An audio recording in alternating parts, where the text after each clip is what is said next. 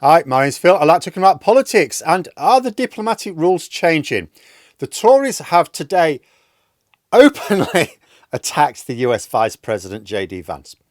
Bad enough that he mugged President Zelensky, seen as a hero in Europe, but now he's denigrated the British and French armies. When it wasn't that long ago that America invoked NATO Article 5, begging us for help, and got it. This was a childish insult too far for even the Conservative Party. But are we going to end up in a situation where diplomacy breaks down almost completely between the United States and Europe, including the UK? But first, for daily political commentary, please hit the subscribe button to stay notified. So, another schedule in the bin today, after JD Vance poured scorn on the British and French as random countries, specifically in relation to the idea that we would help protect Ukraine. It seemed to particularly irk the Conservatives, and I don't just mean backbench Tory MPs or former MPs, although plenty of those have chimed in as well.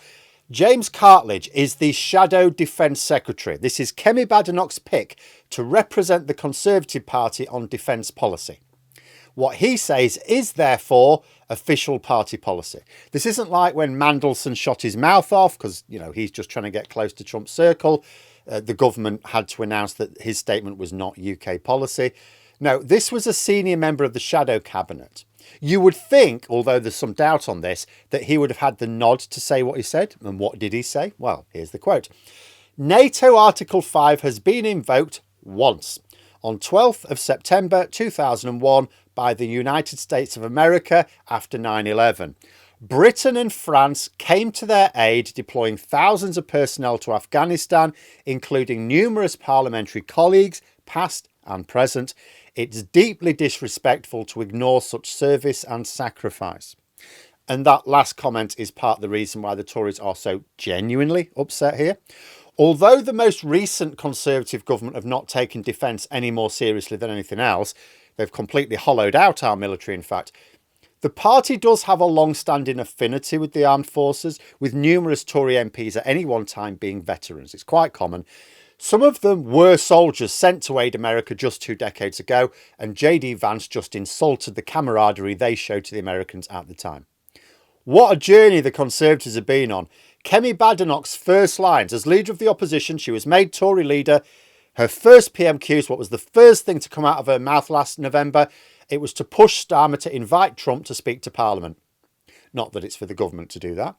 She was trying to align her party with Trump, partly because there is obviously natural shared politics between Tories and Republicans, partly because they were spooked at the idea of Elon Musk threatening to donate to Reform UK, but also because they wanted to arrange meetings with Republican strategists to see what lessons they could learn for their future campaigns. When Trump started aligning with Russia a few weeks ago, Kemi Badenoch observed a bit of a disciplined silence on the issue, which is very much against her instincts to be discreet about any issue. Then she finally had to contradict the president when he referred to Zelensky as a dictator last week. Even Farage had to contradict that. Political suicide to even say nothing against that in this country.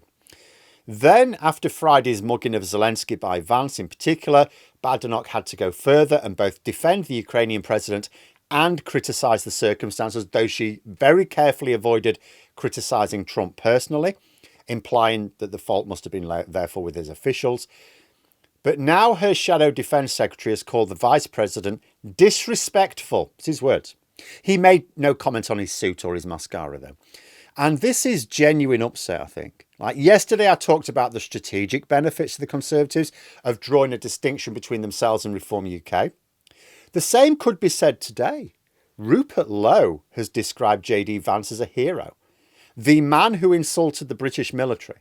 This is a powerful stick with which to beat Reform UK.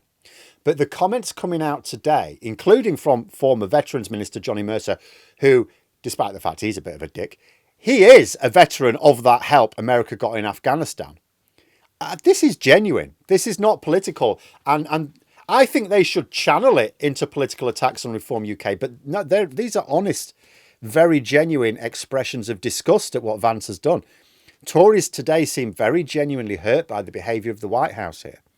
Now, the party leadership, Kemi Badenoch, has distanced herself from the comment made by Conservative MP Graham Stewart, who suggested that Trump might be a Russian asset. So we have a bit of a mark of where the party is there. And I should point out, one of the GB News political gremlins, Tom Harwood, reported Badenoch as saying she didn't think Vance had said what's been reported. She's actually said that some of her MPs are getting carried away. I don't think he actually said that at all. No. Which is a complete mess, because her own defence secretary was crystal clear.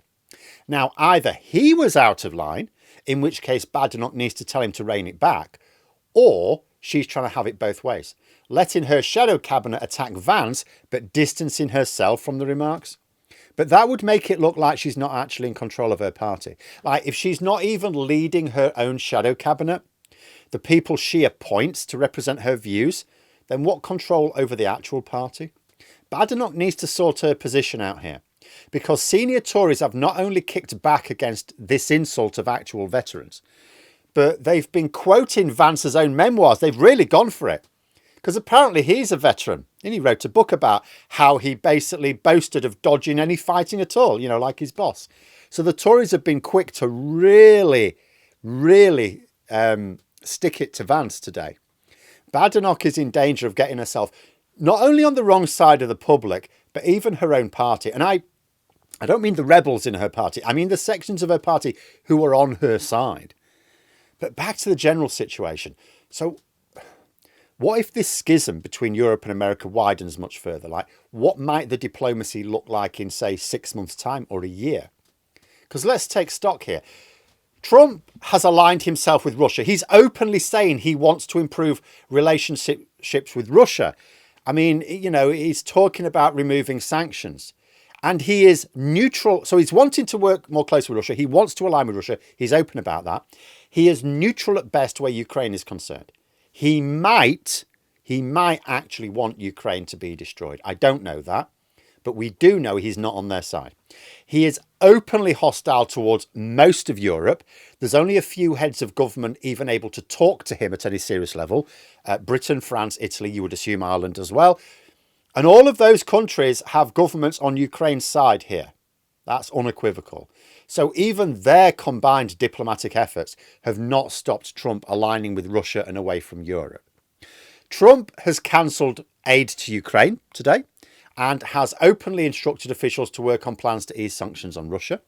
JD Vance has now insulted not only the hero of Europe, but the European forces who came running when America begged for help. In fact, where Britain is concerned, we've come running a few times to them. That's where we are now. Imagine it doesn't take long before Trump applies his 25% tariffs or something similar to EU trade and then lifts some Russian sanctions, even if just those designed to unlock his own personal business interests. Now, you could imagine that the Tories wouldn't mind tariffs on the EU and actually could go, Brexit benefits. But a couple of problems with that. We're working with the EU now, and we need to work very closely on joint procurement with them. Those tariffs, even if the UK dodges them, are a problem for us in Britain as well. And second, we may find ourselves in the situation that Starmer has been desperate to avoid for months. The position where Trump forces him to choose between America and Europe. Now, Trump, seemed to be dropping making such an ultimatum last week, but he is famously fickle. Starmer's made it clear in the past that Europe's the priority, even before Trump won the election, even though he also said it's not a choice to make and it's not a choice we want to make. But Europe's even more important now. So Trump could easily hit us with tariffs as well. Doesn't matter if it's soon or in a year. The current trajectory is really not at all promising. At the heart of this is what is Trump's real motivation. There's lots of speculation. Lots of people think they know. We don't know. Is he really Putin's puppet? Or is it just that he's aligned with Russia for his own personal needs? There are some who think Europe is just getting its pitch to Trump wrong and that there is hope yet. But what if there isn't? Or what if there is, but we still end up in a situation whereby Trump burns the bridge between Europe and America? At a point like that, America will have declared itself an enemy of Canada, Mexico, China, the EU, and finally the UK itself. The Transatlantic partnership, which may or not already be doomed, will then be absolutely shattered. And with active moves to go insane on voter suppression right now, little prospect of a change in government in America for some time, even if the individuals in charge change around. You know, forget about the midterms. If the current plans for voter suppression go through, the Democrats could see loads of their supporters barred from voting completely. You know, the best case scenario there would be if it backfires and accidentally bars MAGA supporters instead, which it might. But if it works for the Republicans, if it works for that, it'll definitely work for the next presidential election as well. Get ready for President Vance. In a situation like that, there will surely be no choice. We'll not be able to align with an America that demands tribute rather than mutual benefit from everyone but Russia, because obviously they let Russia have whatever they want. We also have our issues with China, who are themselves aligned with Russia anyway. The EU becomes the only power which can possibly act as a bulwark against this axis. And even the Tories may have to recognise that. Long way to go before then, of course. And, you know, if there was no hope of averting complete disaster, European leaders would not be wasting their time trying. But given the speed at which Trump is moving here, the various players, including the Conservative Party, may not have a lot of time to work out their position. They may not be able to do it at a leisurely pace. So Kemi Badenoch needs to sort herself out here. But there we are. Those are my thoughts. Let me know yours in the comments below. If you've enjoyed the video, please click the like button and subscribe for further content. If you'd like to support the channel further, you can click the join button for memberships. Thanks for watching, and until next time, I'll see you later.